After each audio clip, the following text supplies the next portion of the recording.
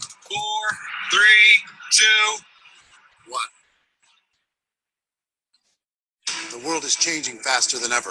What used to take decades is now taking years or even months. What you see right now is the illusion that people have had for many decades about the workplace being this secure place to work the rest of your life. For the first time in the history of our nation, our children will not do this well as us. We've seen our friends get laid off. We've been laid off. We've had our pay cut. People are overworked and underpaid. They seem to have less time and less freedom. They live under constant pressure. This is going to be forced. And so even if your employer loves you, they may have to cut you. There's something wrong. That on Monday morning, the heart attack rate increases by 35%. Technology is accelerating. Job security is declining. It just doesn't seem like the old models of making a living are as reliable as they used to be. Every aspect of our lives, there's a better way out there, but we're still doing it the old way. We live in the greatest country on the planet, and there are a lot of people sitting around complaining and being cynical. Like, everyone's whining about this old model, and I'm like, why don't you leave it? Look at all this over here. Look at all this opportunity. Since so much of our lives revolve around our work and the way we make our living, many people are thinking there just has to be a better way. The biggest challenge facing our world today is not making money, is what are we going to do with all the displaced unemployed people? People are afraid that they're going to make the wrong decision. People are afraid of the unknown. People are afraid that maybe I don't have the skills. Hey, sports fans, industrial age is over. It's dead. It's dying. That's why going to school to get a job is an obsolete idea. A steady paycheck is an industrial age idea.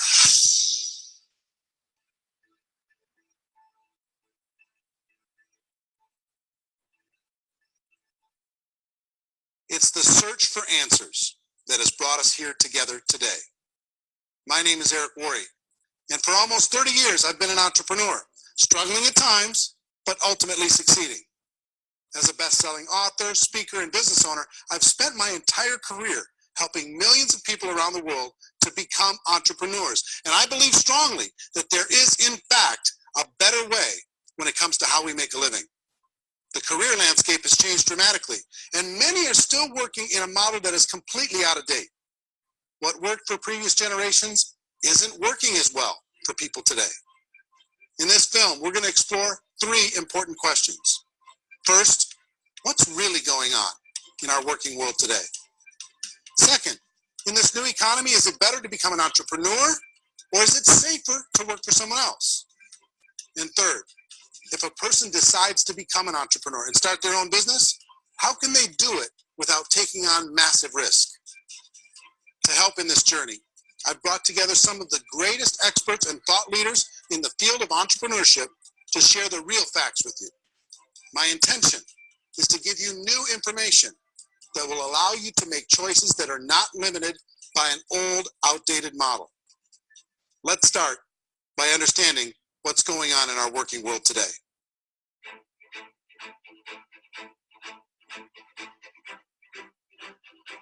Let's look at unemployment. 30–40% of the people are honestly not working, but would be working. What our government does is if you haven't found a job in 6 months, we don't call you unemployed. We pretend you dropped out of the labor force. I've often said that unemployment, particularly structural unemployment, that's unemployment due to technological changes, is the first sign of economic growth. Think of it, 10 people live on an island. They go out every day and fish.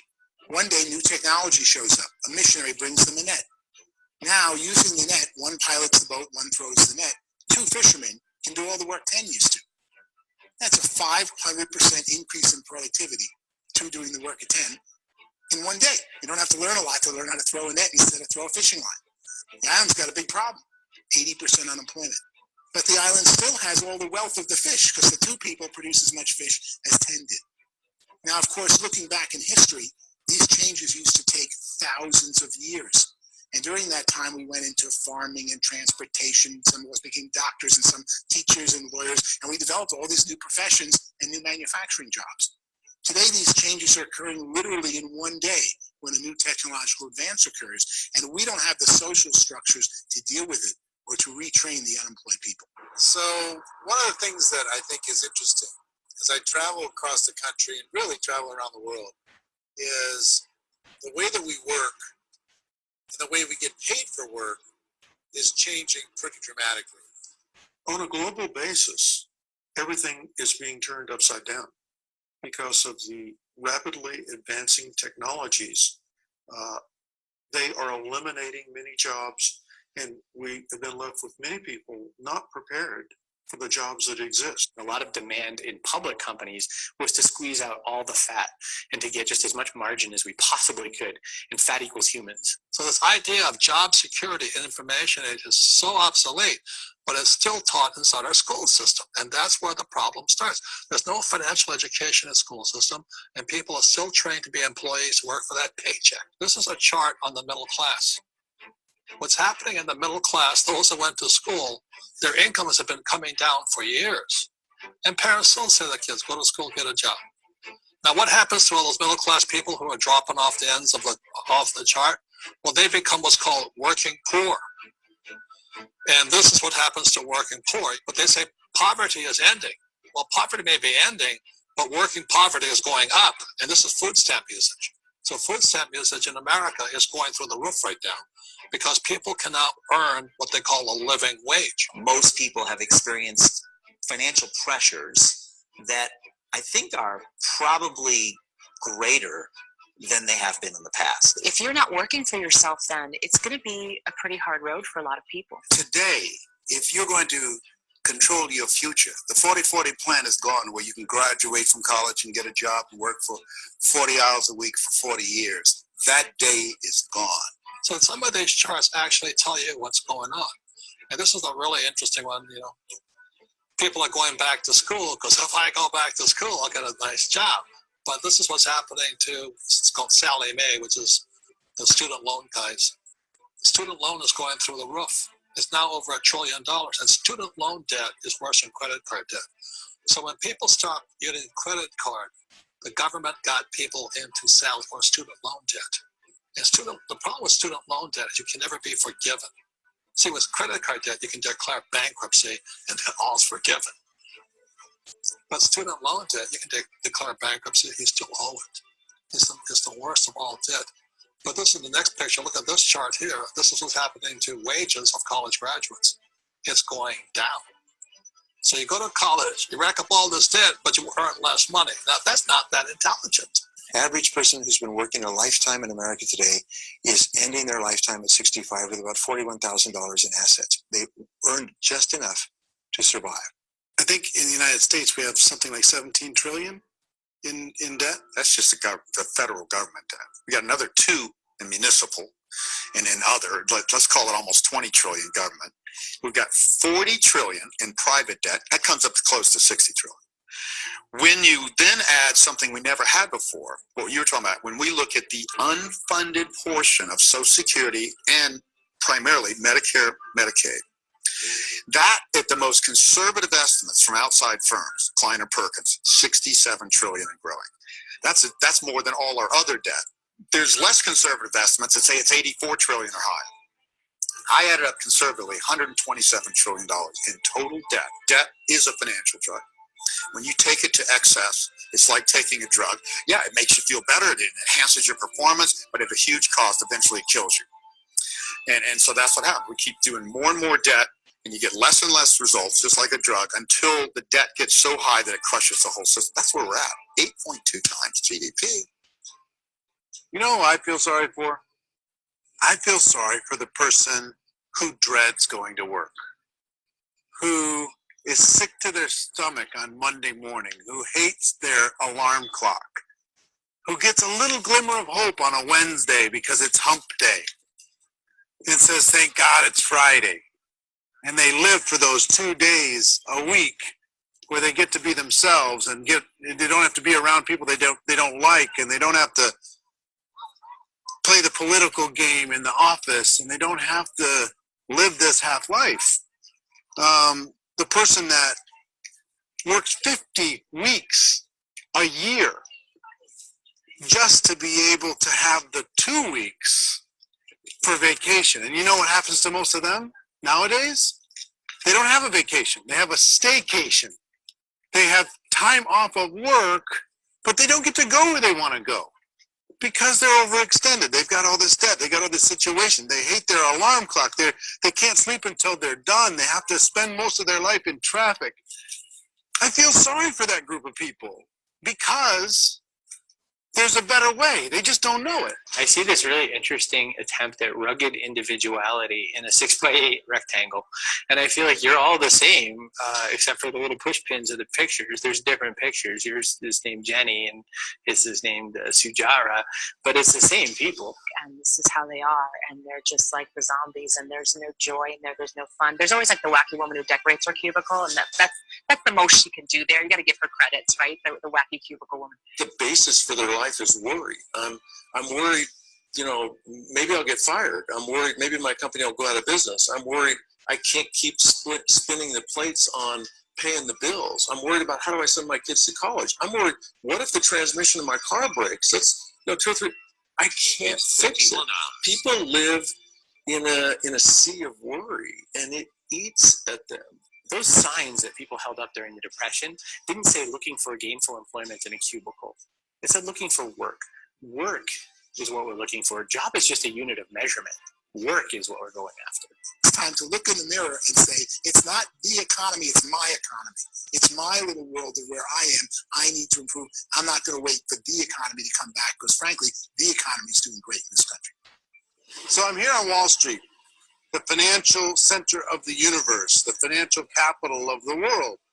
This is where most people's money goes to at least be held for a time, right?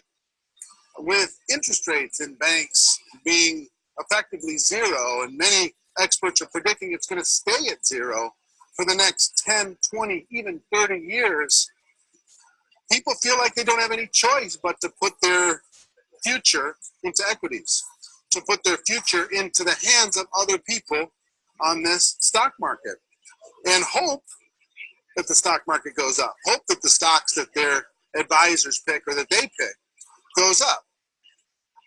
That's one way to go, I guess. It's my personal belief that if you put your future into the hands of yourself, in other words, you have earning power by yourself, I think you're a better investment than these guys. I think you controlling your future is a better option than handing over your retirement to these guys. The average household income in the United States is approximately $50,000 a year, what they call the middle class. To reach the top 25% of income earners, you'd need to earn at least $90,000 a year. To reach the top 10% would be a household income of $140,000, the top 5%, $190,000, and to be in the top 1%, you'd need a combined household income of at least $380,000 a year. So here's the question. What do you think would give you the best chance to move up and get to the top 10%, the top 5%, the top 1% and beyond? In my opinion, and in the opinion of many, many experts, the answer is to become an entrepreneur, to become your own boss. I think you have to be a business owner. I can't, the only time I ever say to someone it'd be great to be an employee is when they've already told me they've surrendered. I only tell people who are wounded spiritually that they should be an employee. And it's that feeling that you get when you pick up the backpack off the little Cub Scout and say, don't worry, little guy, we'll get you back to the camp. You know, it is in no way a kindness when I tell someone they'd be a great employee. The other status symbol really increasingly is lifestyle. People can own their own business, maybe even work out of their house. That, I tell you, people admire that. Like, gosh, I wish I could do that. The spirit of the entrepreneur is to be a risk taker and to be resourceful and unstoppable and to have a vision of yourself beyond where you are and not willing to settle for life as it is. Think about the great entrepreneurs. They're visionary. They have heart. They're willing to do today what others want so they can do tomorrow what others can't. Personally, I don't think of the new economy, the old economy. I create my own economy. The entrepreneur's in control. I decide what the economy is going to be like. In the world of entrepreneurship, there are no limits. You can make as much as you want, depending on how much you want to work and how smart you are and how great a team you put together. There's no more lifetime rewarding business than being an entrepreneur.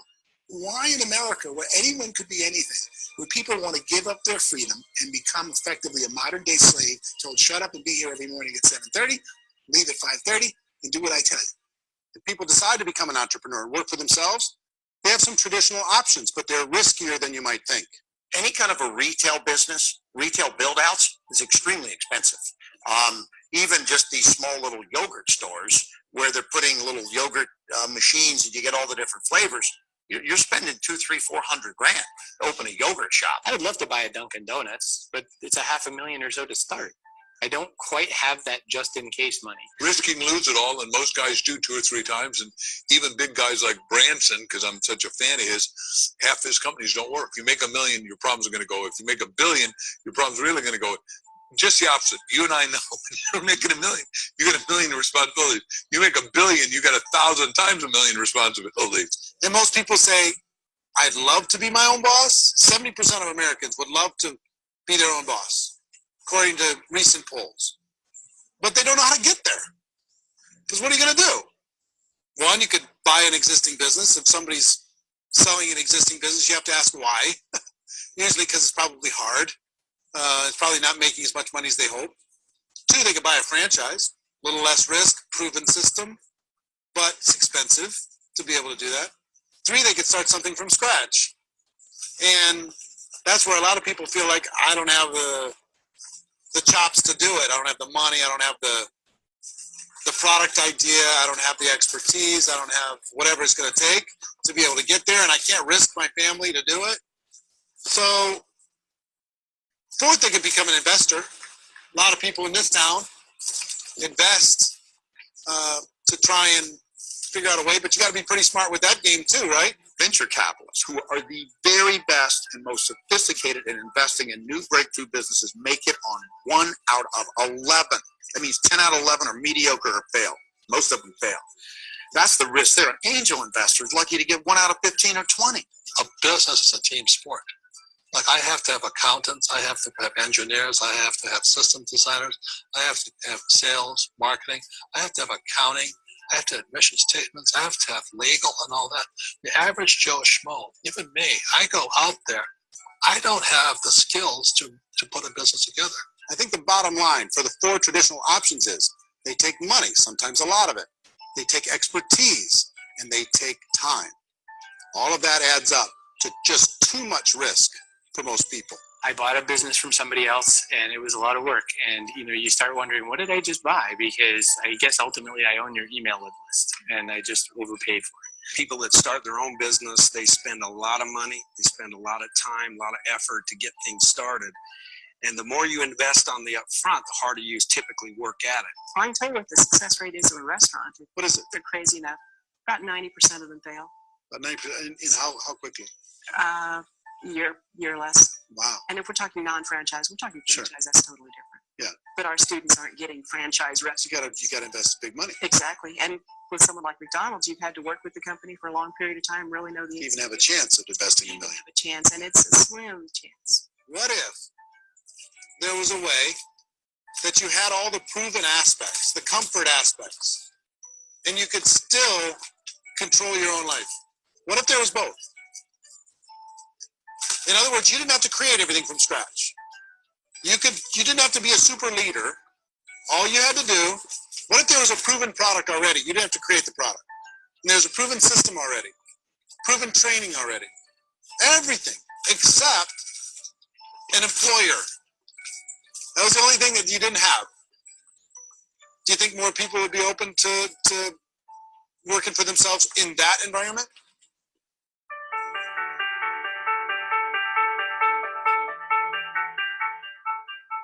In our search for a better way to make a living, we've come to the conclusion that becoming an entrepreneur is actually safer than being an employee.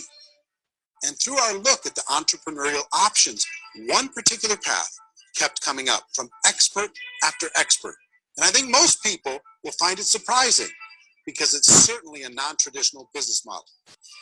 That model is for people to start their own business and become an entrepreneur through the creation of a network marketing business. Some people call it direct selling. because the product is being sold directly from the manufacturer to the end consumer, cutting out the middlemen. Other people call it multi-level marketing, or MLM, because there are multiple levels of commissions paid. The most common term today is network marketing, because network marketing best describes using a large group of independent distributors, independent entrepreneurs, to move a product or service more efficiently. So my friend here, Donald Trump, and I, we always write about the network marketing industry. And the reason we support the network marketing industry is because it really is a business school for entrepreneurs. Because most people come out of school looking for a paycheck. That's terrible. I went to network marketing like that. I think if it didn't exist, we should invent it. It is that good. I think direct selling is a great way to do business today. It's very easy to get into that industry, and you can be self-employed, be, in effect, an entrepreneur. When we see multi-billionaires adding network marketing companies to their portfolio of companies, that would be a clue. When we see people who are very famous authors and very famous business people endorsing the industry, that would be a clue. These network marketing companies aren't $50 million companies. They're billions and billions of dollars. They lead the stock market. They're major companies. When we're going to get it? You know, and you're going to school to work for a paycheck. But if you want to be rich, be an entrepreneur. And network marketing gives you the spirit to be an entrepreneur. A traditional company will spend up to 50% of their total revenue on marketing. Network marketing companies use a different approach. Instead of having all that extensive marketing expense, they utilize a network of independent distributors to do the marketing for them. Now, why do they do this? First, because word-of-mouth advertising is so much more effective today than traditional media advertising. Second, some products need to be explained or demonstrated, and an independent salesperson can do that more effectively than an ad campaign. Third, it's completely efficient. The company only pays for the marketing of their product if a sale happens and not before. Imagine if Amazon allowed you to become an independent distributor and paid out 40% of its revenue to that distributor group. All you had to do as a distributor was recommend a product. And if a person bought it on Amazon, Amazon would take care of all the logistics and you'd get paid for bringing the customer. Now imagine you got paid for every purchase that customer made for the rest of their lives. Well, Amazon doesn't offer this option, but network marketing companies do. 85% of all buying decisions in our society are made as a result of word of mouth or reputation. We're recommending things to each other all the time. You know, who's your dentist? Who's your doctor? Who's your lawyer? What detergent, are you using? What legal system are you using? What product are you using? We're talking to each other about the things that we love anyway. When you go into a big box retailer, you're lucky if the clerk looks you in the eye, much less gives you any detailed or accurate information about what you're purchasing. So of course, this personal information, this education coming from a friend, a neighbor, a relative, or even a stranger, but one who has experience with the product, is extraordinarily valuable. As a matter of fact, network marketing can educate consumers probably better than any other form of marketing. It certainly can do better than advertising, because advertising usually has a certain hype to it, and you can only get limited information. So, network marketing trumps advertising. If you were a typical sales company and you wanted to sell $1 million a month worth of product, you might go find 100 superstar salespeople. The quota would be $10,000 a month. So network marketing as a distribution system just flips the numbers. So we use 10,000 happy, raving fans of a particular product. And we don't concern ourselves so much with how much product each one of them individually sells. If they sell just $100 or $200 a month, and there's 10,000 of them, you're selling $1 million to $2 million a month worth of product. And that's the best way I can explain how network marketing works. This is the marketing arm of the company. There's not money being wasted on bricks and mortar. There's not money being wasted on inventory that's sitting stagnant somewhere. There's not of employees standing around that don't have customers. These are people that are going to connect with customers. These companies allow people to become independent distributors for extremely low cost and with no minimum time or sales quota. Essentially, they own their own business and can provide as much or as little sales as they choose. In other words, the distributor gets all the benefits of traditional business ownership without the risk. The advantage of network marketing is the ease of entry, the low risk, and the low startup cost, because almost everything else has very high risk. You can get in for a minimal investment. You're buying into a system that's already been proven, products or services that have been proven to work. The keys to network marketing is providing an opportunity for the masses to get involved, providing an opportunity for the average person who doesn't have the resources to start their own business. All of this so far is fairly straightforward, but network marketing offers another benefit, and it's this benefit that makes it so interesting for entrepreneurs. Network marketing allows a distributor to build their own network of other distributors and then compensates them on the sales created by that entire group. Direct selling is, at its base, very simple. It's the sale of a product or service to an individual on a face-to-face, one-on-one basis, just the way we're talking right now. But there's an important element as well, and that's the offering in conjunction with that sale of product, the offering of an opportunity for someone to make something of themselves. No matter what your social status is, no matter what language that you speak, I mean, look how many unbelievable people are becoming successful that speak every kind of language out there. What an awesome gift to give the world. Instead of having to work your way up in a system and prove that you could be a sales manager, they just decided everybody can be a sales manager. Everybody gets to build a sales team from day one. And so what that brought into the system of growth as a direct selling company is the concept of compounding or geometric progression.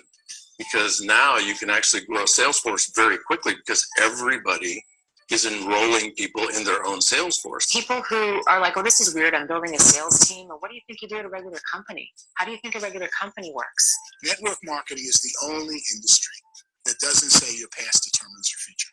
It looks at your past and says, okay, now what can we train you to do so you can have a great future? Every other employer out there wants to exploit you for what you already know, not teach you something new. Network marketing has the potential to save the United States and the world, because it's going to teach people not to be employees, but to be entrepreneurs.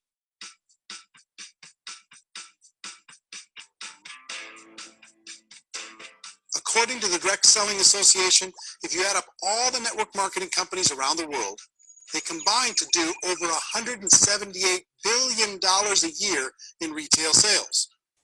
To give you an idea of how big that really is, the NFL, the National Football League, does approximately $9 billion a year. The music industry does a little more than $16 billion a year, and the movie industry does about $80 billion a year. Using a conservative average, network marketing companies pay their distributors about 40% of that $178 billion in the form of commissions, which adds up to more than $71 billion a year. That's almost $6 billion a month. It's almost $200 million in commissions every single day. So it's certainly working, and people are making serious money in network marketing. With the growth of the direct selling industry over the last 10, 15, 20 years, we've seen a broader understanding of the channel. We have seen more and more people getting involved in the business. So our penetration in the marketplace has increased, and thus the understanding in the marketplace of who we are has increased. And we've seen non-direct selling companies look at the direct selling model and say, something's going on there. People are making money. Companies are being profitable, individuals are being motivated, product is being delivered to market. Maybe we should explore this. Some people think only the people at the top make money. Well, let's take a look at that as well.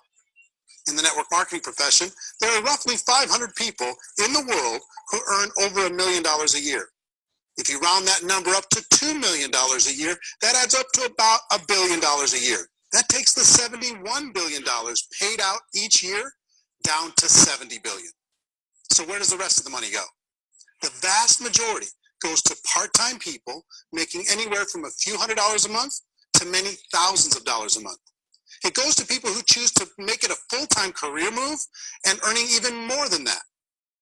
Every day, people are using the money they earn through network marketing to pay off debt, have more fun, and improve the quality of their lives. Everyone I know in network marketing has been doing that since the 50s. They go to work when they want to go to work. They stop working when they want to take time with their children to have a leisurely breakfast and discuss issues and drive them to school. They go back to work when they get home, wherever they're working out. The biggest thing that I've seen is people that have become much happier in their life. MLM has probably made more millionaires of more people in more countries, and I've spoken to them in 67 countries than any other single form of business, starting from nothing. If they have a choice between working a job for the next 10 years or working a network marketing business for the next 10 years, the result of working the network marketing business will be better.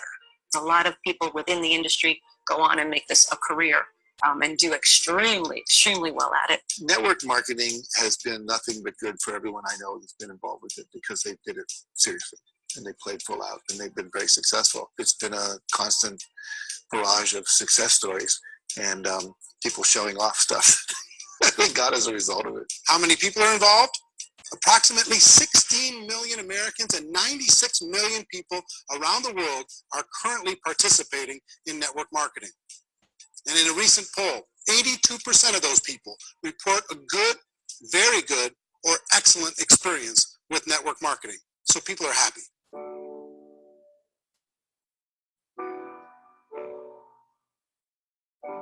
So I've taken a look at the network marketing profession and really tried to understand why so many people are confused as to the validity of this as a business. One is this pyramid shape. People get really messed up with this pyramid. Oh, it's one of those pyramid things. So I just think there are a lot of haters out there who really don't understand the industry and say, oh, it's a get-rich-quick scheme. It's a pyramid. Well, corporate America is a pyramid scheme. You know what I mean? It goes like this. You have thousands of MBAs, let's say working for Ford or General Motors or Coca-Cola. If all these MBAs, they're all trying to get to here, that's a pyramid. Only one guy's going to make it. Every 10 years, one's going to make it. Whereas you look at network marketing, it's like this. So you're here, and your job is to develop other CEOs coming up behind you. So it's an inverse pyramid. In network marketing, it's a very simple concept.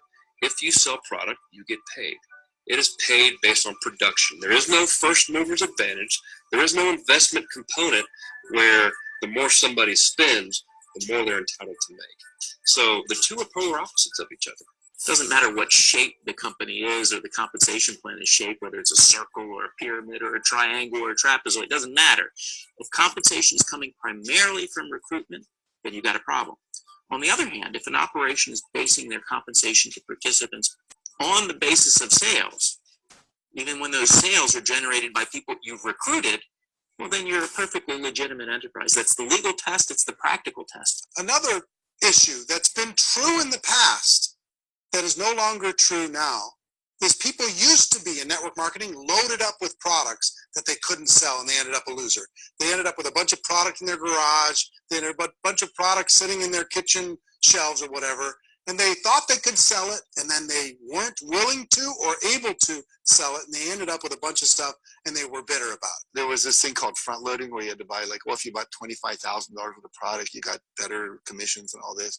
Today, it's almost all done by computer. It's direct mail comes from a warehouse somewhere else. You don't have to have all this inventory. You don't have to stock up. It's a paperless world now. Most of it's done online. You have a back office. It really works. And the technology has changed everything. Third issue is people start talking about 99% of people in network marketing don't make any money. Well, we've talked about that over the course of this journey together. Almost $200 million a day is being paid out to network marketing distributors around the world. The naysayers, the people who say that it doesn't work, are usually the ones who just don't know how to make it work for themselves. And so they're giving you an opinion, and I tell people, don't confuse people's opinions with expertise, because opinions are free. And don't confuse sincerity with the truth, because people could be sincerely wrong. But here's the reality inside of network marketing. The vast majority of people that get involved in network marketing just become customers, and they get involved to be able to purchase product at a lower price. If you take Costco as an example, if a person goes into Costco and gets a membership to Costco so they can get a lower price on the product, we don't call that person a loser because they have a bunch of product that they walked out with a smile on their face. Yet when some people want to take a look at network marketing, they say, well, those people, they're just using the product and they aren't earning an income, so they must be a loser. They're not a loser. They're a happy customer. That's the vast majority of people that are involved in network marketing. Now, a smaller percentage of those people decide to go build a business. They earn $300 a month, $500 a month, $1,000, $2,000. That's the bulk of earnings in network marketing. And then there's the few that really decide to take it serious, really decide to build a large network, really work to make that network very, very productive. And those people make huge amounts of money, and there's no cap. What I do as an outside economist, just somebody looking at this industry like any other industry I speak and say, look, what's the realities of this? 1% do incredibly well. 10% generate some additional income at pretty low risk and effort. That's fine. And 90% of people roughly end up customers. One thing that I think is real when it comes to people's perceptions about network marketing is people put this, and distributors, I think, involved in network marketing have some responsibility for this. They have sometimes unrealistic claims about the product or about the income. Most people who become distributors, they want the money, they want to be successful, but they don't have the skills. They don't know what to do. And when people don't know what to do and they're in a new business, they're scared. And when they're scared, they panic and desperation kind of sets in. So they think everyone they talk to has to get in. So if I talk to you and you say, well, no, I don't have time to do that, they're like, no, I need you. You have to do this or I won't be successful. So I start clawing on you. I start that desperation. So then I start making claims about the product, which are not appropriate, probably not even true. Or I start saying, let me show you how you can make all this money and you don't have to do anything, Eric. And so you just totally misrepresent the opportunity, and you're clingy with people because you think you need everybody to be successful, and you don't. You know, one of the messages that I try to deliver most forcefully to companies as well as salespeople in direct selling is that you don't have to overpromise. The reality is in network marketing, there's a lot of hard work involved. There's a lot of effort. You're going to have to develop yourself. It's a business like anything else. It's going to take some time, but in my opinion, it's better.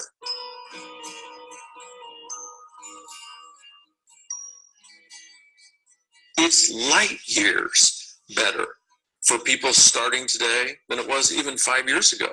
I think it's more widely accepted now, and people understand it is a business. It is being an entrepreneur. It is being a business owner. Our belief system is based upon our evaluation of something. And frequently, if we reevaluate a situation, our belief about that situation will change. The industry has changed and it's grown up. It's totally transformed. We've got young people today that have grown up with social media, and they understand networks. They understand how people are connected through technology, and they understand how money flows through those networks. So when they see network marketing, they don't see it the way their parents saw it. And we've all learned, the larger industry that you represent has all learned from the mistakes and flaws and errors that have happened early on. Early algorithms didn't work the right way. That's all fixed. It's like when they design a computer program, they design the program, then they run it, and then they go back through and they debug it. The MLM industry has been debugged. This is the day of being virtual, being able to run a business from your mobile phone. I mean, it's incredible. Companies are getting smarter. They're implementing more consumer protections. They're implementing more compliance training. They're doing more with respect to product research. If you do get involved and you make purchases of inventory, even on a voluntary basis, if you decide that this business is not for you, you can leave and have that inventory repurchased by the company. There's no other business that offers that kind of protection on a voluntary, self-regulatory basis.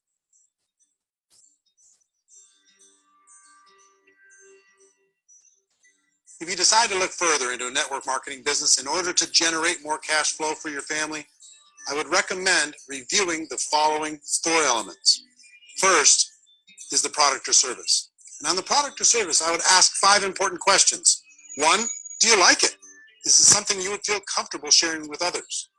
2, is there a recognized need in the marketplace? It's hard to create a need if one isn't naturally there. 3rd, does the product meet that need? Does it solve a legitimate problem for consumers? And 4th, is it priced to sell? Can it compete in the marketplace? And 5th, is it priced for profit? Is there enough margin for the company and the distributor to be able to generate income for the long term? If you can answer the questions on the product to your satisfaction, the next element to consider is the company itself.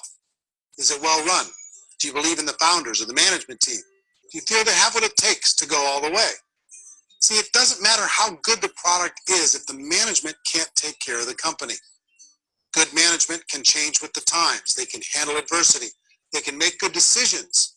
Make sure you choose a company that can serve you for a long time. The third element to consider is the compensation plan. And with that, there are three important things to look at. First, a brand new person needs to be able to generate some money fairly quickly. It may be an obvious reason, but you can probably imagine the ripple effect of a distributor getting involved and having even a small victory fast. That can only help with the overall success of the organization. Second, a person should be able to develop a moderate part-time income in a reasonable period of time. As they develop their network and as their sales grow, they should be able to enjoy more benefits. And third, for the people who are really serious, for those who decide to really go pro in the network marketing profession, there should be the possibility to make a serious full-time income if they work hard and are committed to developing their skills. If you're comfortable with the product, the company, and the compensation plan, the last thing you should look at is the support that will be made available to you. Does the company have a website? Does it have a solid online reporting tool? Do they have comprehensive training available? Do they host events to help you build your business? If you decide to do this, what kind of a support system can you plug into? Choosing a network marketing company is a personal decision. But evaluating the four elements of product, company, compensation plan, and support is a great place to start. Is the company promising that you're going to get rich quick or that you can make a lot of money without a lot of effort? That's a red flag. Is there a product that you really believe in that you think can be sold? Or are you being told by salespeople or the person who's trying to recruit you or by the company itself that don't worry about the product? All you have to do is recruit other people into the business. Red flag, warning sign. If you're hearing that, take a second or even a third look. Get to know the customers, the products, the business, have some success, and see where the opportunities might take you to move up in the organization. I want to find out, how concerned are they about my education, my training, and my development? Is there a space for me to grow?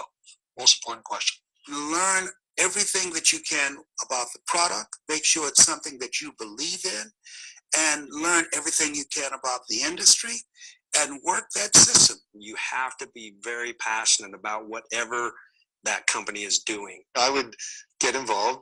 You can always test drive anything, the product, the service, the community, and then lean into it a bit. If it feels good, then lean into it a lot. Behind me is the Lincoln Memorial. And this is a place where Martin Luther King Jr. had his famous I Have a Dream speech. And at that speech, he talked about his dream for equality for everyone around the world. And that's a noble dream. But I think more people need to remember what it was like when they were kids and the dream was still alive in them. Before it got beaten out of them by reality, by this paycheck, by these responsibilities, and by having to live for this job to pay the bills.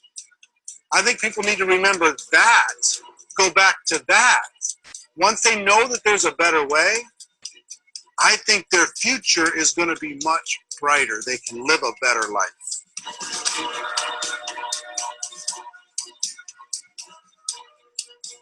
So if you're considering getting involved in a network marketing company, let me offer you just a few pieces of advice. First, network marketing isn't perfect. It's emotional. It's challenging. Like any entrepreneurial venture, it can have its up days and its down days. But if you have an entrepreneurial bone in your body, it's just better. Second, if you're going to do it, decide to be professional. Decide to go pro. It's better to do that than just be this amateur sticking your toe in the water. Third, as any professional, you're going to have to learn some new skills. And I promise you, inside of the network marketing profession, they're not too difficult to learn. Fourth, like anything worthwhile, it's going to take some time. Don't expect that you're going to get to the finish line right out of the gate. And fifth, it's worth it. It's worth it to be able to take charge of your life again. It's worth it to be able to control your own financial situation. It's worth it for the people you're going to be able to spend time with. It's worth it for the things you're going to be able to see and the experiences you're going to be able to experience. It's worth it for the causes you're going to be able to contribute to, the lives you're going to be able to touch, the customers you're going to be able to help, the friendships you're going to be able to develop. I promise you, it's worth it. Remember, most people are searching for answers just like you are. But I do have to tell you the catch to network marketing. If there is a catch, if you want to understand this from an emotional point of view, people say, well, it sounds too good to be true. It's not, it's hard work. But here's the catch. Most people still don't understand it. So you're going to have to endure the loss of social esteem from ignorant people. The uneducated will think less of you. Now, if you can handle that, you're on your way. If that's going to destroy you, you know what? Entrepreneurship in general probably isn't in your future.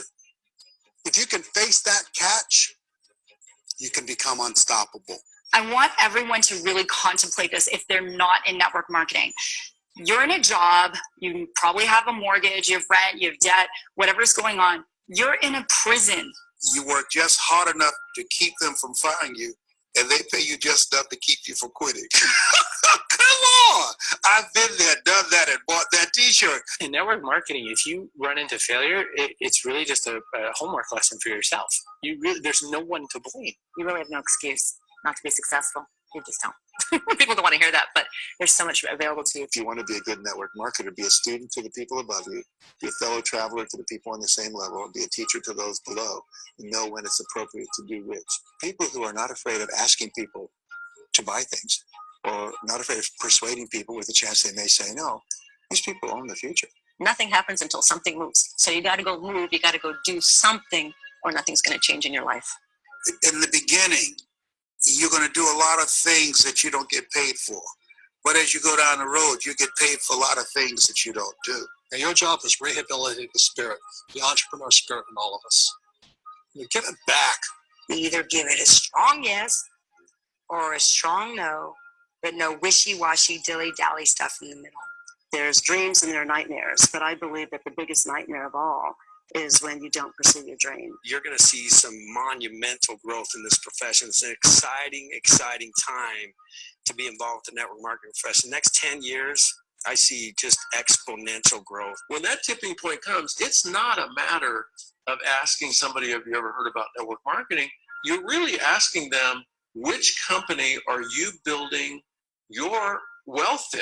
We are here to fix the world, to improve relationships with other people, to improve other lives. And the real reward comes as an entrepreneur at any level from teaching somebody something and watching them soar. There is no greater reward.